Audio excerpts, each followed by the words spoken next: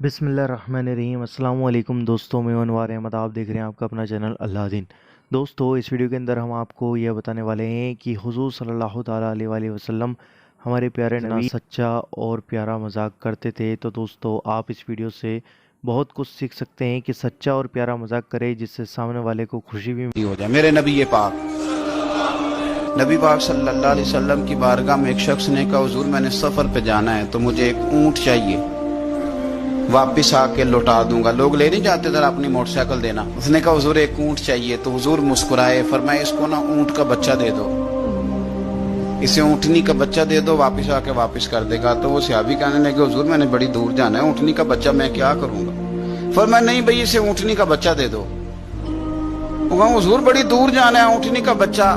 जब वो थोड़ा से परेशान हुए तो हुजूर मुस्कुराए, वो फरमाया यार तू मेरी बात को समझ, कोई ऊँट ऐसा है जो किसी ऊँटनी का बच्चा ना हो?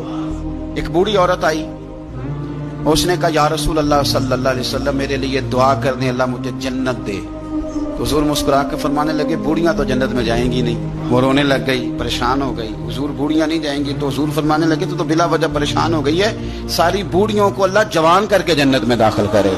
तो इस वीडियो को पूरा और आखिर तक ज़रूर देखें और इस वीडियो को लाइक, शेयर और सब्सक्राइब ज़रूर करें हमारे चैनल को।